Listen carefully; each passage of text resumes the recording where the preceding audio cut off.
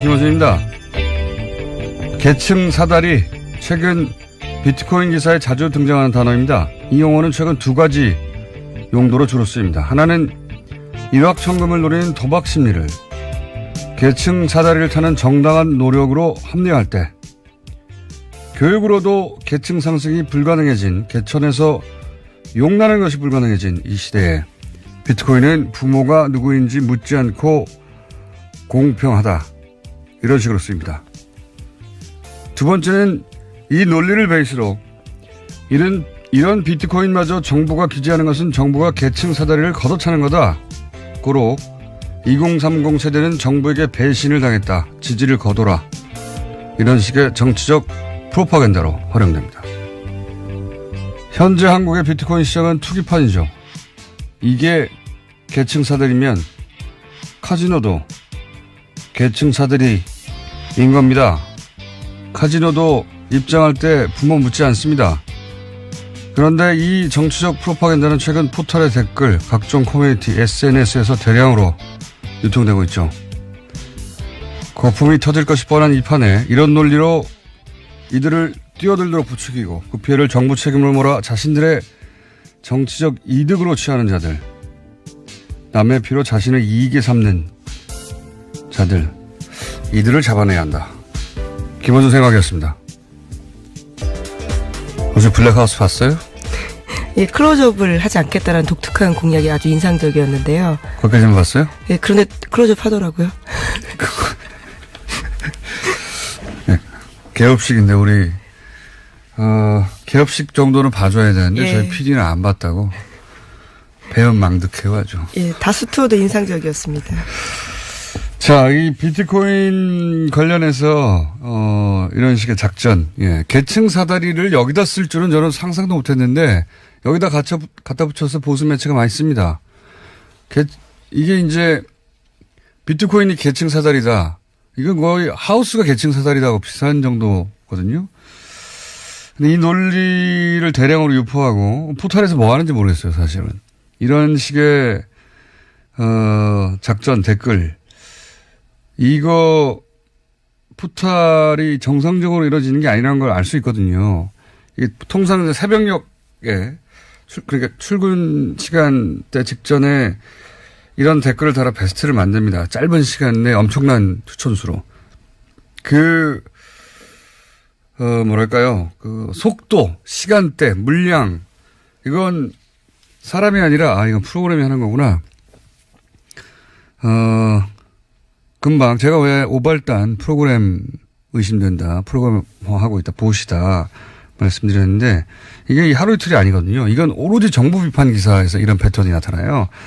최근에는 비트코인, 부동산, 최저임금, 올림픽 단일팀, 여기에 어김없이 포털에 등장해서 이런 작업들이 있거든요. 국정원 사이버사령부 기무사 댓글 공작이 그렇게 큰 문제가 되는데 아직도 이걸 이런 식으로 한다는 건, 이걸 그냥 둔다는 건 말이 안 됩니다. 반드시 잡아서 처벌해야 된다. 근데 그때 등장하는 논리 중에 아주 신박한 것이 계층 사다리예요. 계층 사다리. 자, 첫 번째 뉴스는 뭡니까? 네, 어제 문재인 대통령이 이명박 전 대통령의 기자회견에 대한 입장을 냈습니다. 노무현 전 대통령의 죽음을 거론하면서 정치보복을 운운한 것에 대해서 분노의 마음을 금할 수 없다라는 건데요. 문 대통령은 이 전 대통령이 마치 청와대가 정치보복을 위해서 검찰을 움직이는 것처럼 표현한 것은 정부에 대한 모욕이다라고도 주장했습니다. 이건 이명박 전 대통령이 잘못 건드린 겁니다. 예. 이건 뭐 언론에서 얘기하듯이 노무현 전 대통령을 언급해서 잘못 건드린 게 아니라 그럼 굉장히 얄팍한 무속이고요. 문재인 대통령 스타일상 제일 싫어하는 게 뭐냐면 본인의 그 공적인 행위가 사심에 의해서 이루어졌다, 이렇게 사사로운 사람으로 몰아가는 거예요. 실제 문재인 대통령이 사적인 일과 공적인 일을 구분한 정도는 상상을 초월합니다. 이건 도덕적 결벽증이다, 저는 그렇게 생각하는데 상상을 초월하거든요. 게다가 본인은 그 촛불이 만들어준 대통령이다, 이걸 누구보다 이제 의무로 받아들인, 그래서 사사로운 감정 때문에 국가 권력을 움직인다 하면 모욕을 당했다고 생각하고, 그럼 내가 지금 국민과 약속을 못 지키는 거로 애초에 사람도 그러한 데다가 타고나길. 게다가 거기에 이제 촛불로 인해 본인이 대통령직에 올랐다고 생각하는 의무감까지 있는데 이걸 노무현 전 대통령 때문에 그런 사사로운 감정 때문에 하는 거 아니야? 이렇게 하면 제가 보기에는 이건 잘못 건드려도 한참 잘못 건드려요. 자신에 대해서 기본적으로. 거기까지는 참을 수 있는데 이 시대에 대해서 또는 망자에 대해서 모두 다 모독하는 거라고 생각하는 거예요. 예. 자유한국당은 물론 이걸로 전설을 치려고 하겠죠. 네, 지금 계속해서 그러고 있습니다. 홍준표 대표는 비서실장 역할을 하면 안 된다라는 식의 이야기까지 하고 있는데요. 자유한국당한테는 좋은 싸움거리예요. 노무현 전 대통령을 이명박 전 대통령이 거론했다는 게. 그리고 측근들도 이걸로 싸울 수 있다고 생각하겠죠. 그거 왜 싸울 게 없거든요, 사실은. 그런데 이명박 전 대통령 자신은 사실은 망했다 싶을 거예요. 이렇게 되면 본인은 전직 대통령으로서 최소한의 예우 조치가 끝장난다. 이거 본능적으로 압니다. 네, 어제 그러한 지적도 했습니다. 대통령을 역임한 분으로서 말해서는 안 될 사법질서 부정이다라고요. 그러니까 이명박 전 대통령이 자기 이익이 무지하게 빠른 사람이라 이건 내가 잘못한 것 같은데 제가 보기에는 본인 입으로 다시는 이 얘기는 안 나올 거라고 봅니다. 주변에서는 막 써먹겠지만 본인은 망했다 싶을 거예요. 어제 얘기했지만 이명박 전 대통령 기자회견은 본인을 위해서는 하지 않는 게 좋았다. 자, 그렇고요. 다음은요. 네, 이명박 전 대통령 측근들은 명백한 정치 보복이다라는 주장을 계속해서 하고 있는데요. 김효재 전 청와대 정무수석은 KBS 라디오에 출연해서 집권이란 모든 사정기관의 정보를 다 들여다볼 수 있는 거다. 왜 저희라고 아는 게 없겠냐라는 식으로 으름장을 놨습니다. 김두우 전 청와대 홍보수석도 CBS 라디오에 출연해서 이전 투구 한번 해보겠냐. 그런 부분들은 저희가 공개에 폭로하는 것이 정당하다고 보느냐라고 했지만요. 구체적인 내용은 없었습니다. 구체적인 내용은 없다니까요. 있으면 벌써 했죠. 지금 이 정도까지 코너로 몰렸는데 뭘 지금 두고 봅니까? 곧 있으면 포토라인에 설 정도인데 포토라인에 선 다음에 이거 공개하면 뭐예요. 어쨌든 뭐 전선을 만들어 보려고 노력을 하고 있는데 쉽지 않다. 자, 다음 뉴스는요. 네, 어제 더불어민주당의 원내수석 부대표인 박홍근 의원이 국정원 특수활동비로 이명박 전 대통령의 부인인 김윤옥 여사가 명품을 샀다라고 이야기했습니다. 김희중 전 제1부속실장의 검찰 진술 일부를 확보했다라면서 이 같은 내용을 공개한 건데요. 박 의원 쪽은 김 전 실장의 지인으로부터 제보받았다라고 설명했습니다. 하지만 검찰은 아직까지는 구입된 사실은 없다라고 밝혔는데요. 이명박 전 대통령 쪽은 박홍근 의원을 명예훼손 혐의로 오늘 검찰에 고발하겠다라고 밝혔습니다. 알겠습니다. 예, 요건 저희가 박홍근 의원 인터뷰를 3부인가요? 4부인가요? 하여튼 마련해뒀기 때문에 그때 직접 들어보기로 하겠는데 특활비로 명품을 구매했다면 그건 큰 문제죠. 예, 그건 뭐 양상이 달라지는 이야기입니다. 근데 그냥 단순한 명품 구매 이야기면 제가 할 게 많습니다. 네, 아주 많아요. 예. 할까요, 말까요? 예를 들어서 이제 대통령 순방 때, 뭐, 파리나, 예, 자세한 얘기는 제가 드릴 수가 없고, 때가 되면 말씀드리겠고, 파리나 워싱턴, 정확하게는 미국에서는 버지니아죠. 예. 유럽에서는 파리고, 거기 이제 유명한 브랜드들이 여러 개 있지만 그중에서 특히 사랑하는 브랜드가 있어요. 예. 김용 여사가. 그래서 그 브랜드를 그 가게 문을 닫고 쇼핑했다는 이야기는 아주 유명한 이야기입니다. 재임 시절에 그런가요? 재임 네, 시절입니다. 예. 재임 시절에. 예. 굉장히 구체적으로 있습니다. 네. 이건 다음에 얘기하죠. 네, 돈의 출처는 아직까지 확인된 바는 없다라는. 그러니까 이 명품, 예. 이제 이게, 특활비하고 연결되는지는 저는 모르겠어요. 예. 그건 뭐 제가 확인할 수가 없는 일이고, 이거는 이제 그때 현장에 있었던 뭐 수행원이나 혹은 돈을 건네준 사람이나 혹은 검찰이 밝혀내야 할 일인 거고요. 그리고 김희중 전 실장의 지인이 들었다면 김희중 전 실장은 알고 있을지 모르겠지만 그 얘기를 나와서 하진 않을 것 같고요. 그렇죠? 인터뷰도 하지 않고 계시고. 하지만 재임 기간 중에 그냥 명품 구매 얘기라면 제가 아는 바가 좀 많다. 예. 다음은요. 네, 이명박 정부 시절의 특수활동비 사용 관련해서 또 다른 보도가 나왔습니다. 어제 저녁 TV조선 보도인데요. 이명박 정부 시절 내곡동 사저 논란으로 특검까지 갔던 사건이 있었습니다. 이 사건이 이번 이명박 정부의 특수활동비 사용 논란에 재조명됐는데요. 검찰이 이 내곡동 사저 부지 매입에 들어간 11억 원 2천만 원 가운데 6억 원이 국정원 특활비였다라는 진술을 확보했다라고 합니다. 이 또한 김희중 당시 제1부속실장의 진술이라고 합니다. 이거는 이제 양상이 전혀 다른 이야기죠. 예. 이거는, 그러니까 지금 국정원 특활비를 사적으로 이용했다. 일반 뇌물하고는 완전 재질이 달라진단 말이죠. 예. 대통령의 권한으로 특활비를 가족들이 이용했다는 건데 사실 이 6억, 내곡동 사저 6억은 사실 특검까지 들어갔지만 정확하게 밝혀지지 않았죠. 네, 예. 당시에 이상은 다스 회장에게 6억 원 받았다라고 빌렸다라고 이시영 씨가 주장한 바 있습니다. 근데 이제 앞뒤가 안 맞아가지고 그 이상은 다스 회장의 부인은 찾기는 모르는 예, 돈이라고. 그렇죠. 예. 왜냐하면 6억을 현금으로 가득 베란다에 쌓아놨다는 것도 웃기지만 베란다에 쌓아져 있는 거 가져갔다는 것도 웃기지만 게다가 그날은 이세훈 회장이 자택에 없었다고 김정식 씨가 나중에 또 얘기했죠. 예. 이게 그래서 앞뒤가 안 맞고 6억은 비자금이거나 최소한 뭐 이렇게 의심이 됐던 돈인데 이게 이제 특활비일 수 있다는 이야기가 나온 거잖아요. 이야, 이건 대단한 겁니다. 이건 박근혜 전 대통령이 본인 사저에 기름값 정도 뗐다고 하는 거하고는 규모가 다른 거죠. 예. 기름값 1,000만 원 정도 썼다는 거거든요. 특활비에서. 예. 그게 아니고 자기 집을 샀다는 거 아닙니까? 그냥. 야.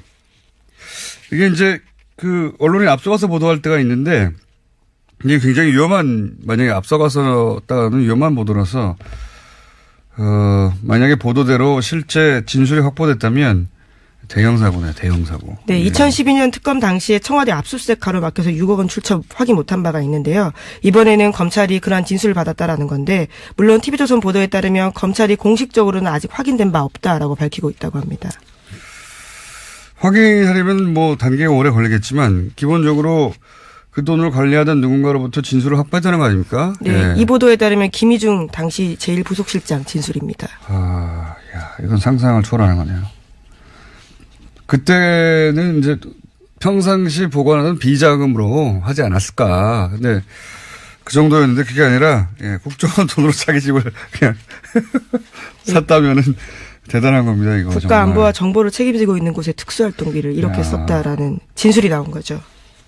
박근혜 전 대통령의 1,000만 원 자기 기름값 집 기름값. 네, 에어컨 수리비 등이 있었습니다. 규모가 다르네요. 예. 다음은요. 네, 김희중 전 부속실장이 생활고에 시달리고 수차례 면담을 거절당하면서 이명박 전 대통령에게 서운한 감정이 컸다라고요. MBN이 어제 저녁에 보도했습니다. 요거는 저희가 잠시 후에 사실은 김희중이란 이름을 검색어로 올린 장본인이죠. 예. 정두환 의원 직접 출연해서 자세히 한번 관련해서 제가 물어보기로 하겠습니다. 근데 이제 이 특활비가 내곡동 사저로 갔거나 아니면 특활비가 김유영 여사의 개인적인 쇼핑 비용으로 갔거나 하면 폭발할 거라고 봅니다. 이 사안은 아주 양상이 달라지는 거죠. 다음은요. 네, 특활비 사용과 관련된 뉴스가 하나 더 있습니다. 이명박 정부 시절 국정원 특수활동비가 민간인 사찰을 무마하는 데도 쓰였다는 증언을 전해드린 바가 있는데요. 관련해서 자금 전달에 관여한 국정원과 청와대 인사들이 검찰 조사 받았습니다. 관련된 진술이 경향신문에 오늘 아침 나왔는데 지시를 받고 돈을 전달만 했을 뿐이다라고 모두 이야기하고 있다고 합니다. 그러니까 이 사건 전체를 지휘한 윗선을 밝히는데 검찰 수사에 초점이 모아지고 있는데 가장 윗선은 아무래도 이명박 전 대통령으로밖에 할 수 없다라는 겁니다. 너무 당연한 거죠. 왜냐하면은 모경만 국정원 기조실장이 이 정도 액수를 마음대로 할 수 없기 때문에 원세훈 국정원장의 지시를 받았을 것이고, 그리고 지금 민정 비서관이 이걸 단순히 할 수 있었겠습니까? 이건 뭐 당연히 최소한 민정수석의 지시를 받았을 것이고, 뭐 액수나 이걸로 봐서는 민정수석은 비서실장 아래고 비서실장은 대통령 아래고. 예. 네, 보고 체계가 그렇게 되어 있습니다. 당연히 근데 대통령 원세훈 원장을 민정수석이 마음대로 할 수는 없고 비서실장도 마음대로 할 수 없고 대통령만 지시를 할 수 있으니까요. 이건 뭐 대통령한테 물을 수밖에 없는 사안인 겁니다. 네. 그러니까 특활비로 가장 먼저 포토라인에 쓸 수 있을 것 같습니다. 지금 진척으로 봐서는. 다음 순요. 네, 어제 다스 전직 임원의 제주도 땅에 대한 실소유죄 의혹을 전해드린 바가 있는데요. 그런데 제주도만이 아니라 충남 천안에도 같은 방식의 부동산이 있다고 JTBC가 보도했습니다. 다스 임원들이 공동 명의로 부동산을 샀는데요. 또 이들이 땅을 보러 다닐 때 이명박 전 대통령이 함께 있었다라는 증언도 나왔다고 합니다. 착착 나오는군요. 예. JTBC가 이런 데 강합니다. 예. 기초조사에서 전문 용어로 뽕을 뽑는다고 하죠. 왜냐하면은 이런 이야기는 예전부터 있었어요. 정말 오래된 이야기예요, 이거.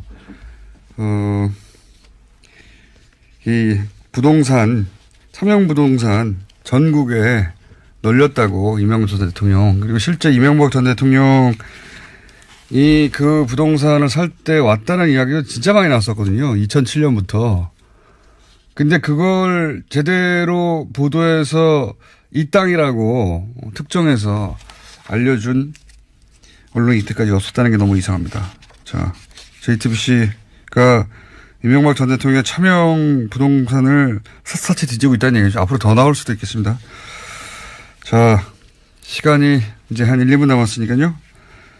제목 정도로 훑고 지나가 볼까요? 예. 네, 시민단체 참여연대가 시민 1000여 명과 함께 이명박 전 대통령을 한국과 아랍에미리트의 비밀군사협정과 관련한 직무유기 혐의로 고발했습니다. 뭐 당연히 할 일을 하셨군요. 참여연대에서는. 다음 뉴스는요? 네, 더불어민주당 박범계 의원이 한국수자원공사가 어제 오전부터 대전 본사에서 4대강 관련 자료를 파기하고 있다면서 관련 사진을 공개했습니다. 이게 계속 얘기하지만 예. 청와대만 바뀌었을 뿐이지, 예. 개별 부처의 하부 구조는 여전히 지난 10여 년을 은폐하고 싶어 하는 사람들 혹은 세력들이 있는 것 같아요. 예. 네, 물론 수자원공사는 사무실 재배치 과정에서 사본 자료 일부가 포함됐고 전자문서는 그대로 있다라고 주장하고 있습니다. 그러면 뭐 거기 찍힌 그 문서를 그대로 요구해보면 되겠군요. 이건 뭐 확인하는데 그렇게 어렵지 네, 않고. 그래서 국가기록원에서 확인할 예정이라고 합니다. 국가기록원에도 다 보내지 않았다고 지난번에 국가기록 원장님이 나오셔가지고 국가기록원 자체가 기록을 제대로 또 하지 않았다는 얘기까지 있었는데 그렇게 해서 나올지 모르겠습니다. 자, 특활비 전국이 아주 예상치 못한 문을 열었어요. 예, 가족으로 옮겨붙는. 여기까지 하겠습니다. 오늘은 시사인의